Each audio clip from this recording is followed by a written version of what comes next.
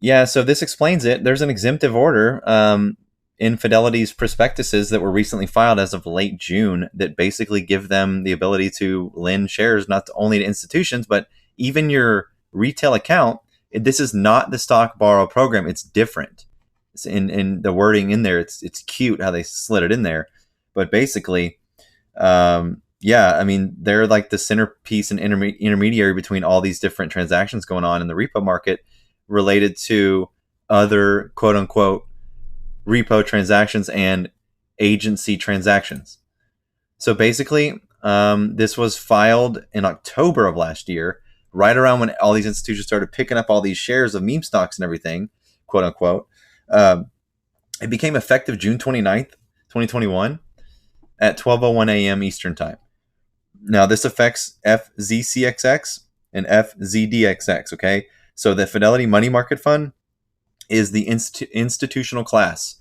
FZCXX is a government money market fund, which is the same. If you look on the prospectus, it has the same holdings as the retail money market fund, which is SPAXX, which actually, if you have a Fidelity account, that shows up in your core position and basically holds the cash that you haven't traded with, basically.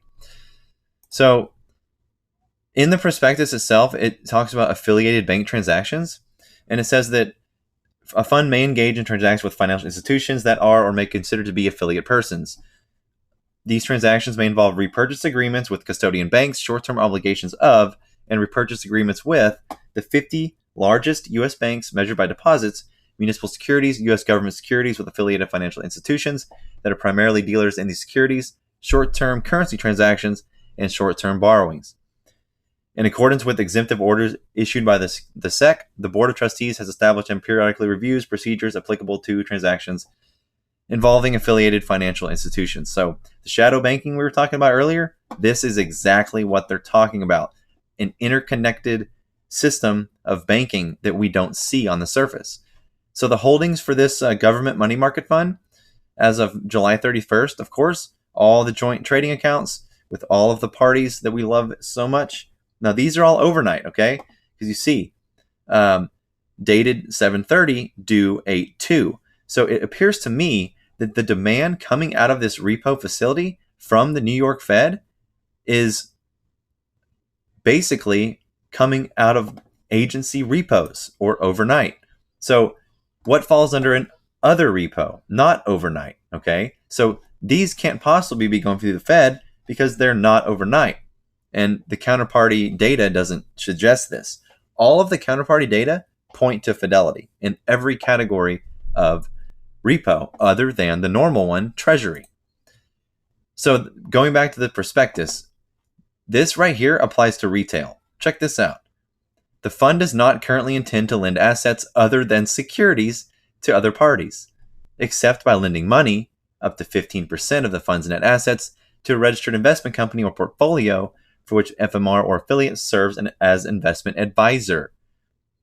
This limitation does not apply to purchases of debt securities or to repurchase agreements, of course.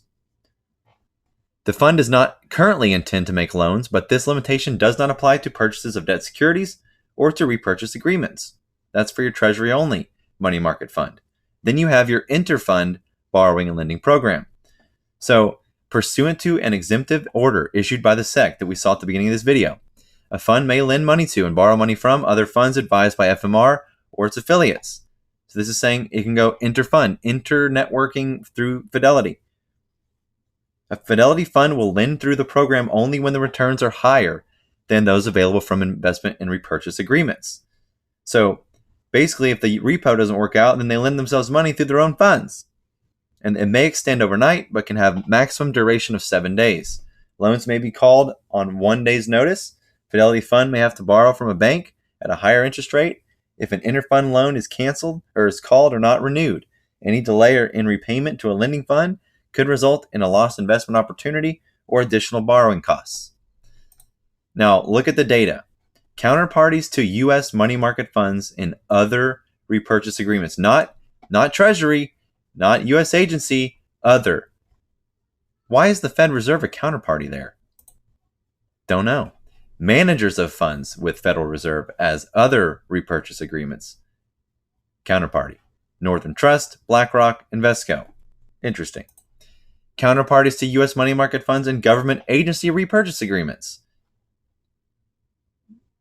ABN AMRO, Barclays, Citibank, Citigroup, Deutsche Bank, Goldman Sachs. Basically all the same ones we saw here in the joint accounts. So basically, looking at this data, security types issued by the Fed Reserve and held in Fidelity's government money market fund, since becoming an agent lender, it's increased substantially. So again, everything's, I feel like, is around this repo market. It has to be.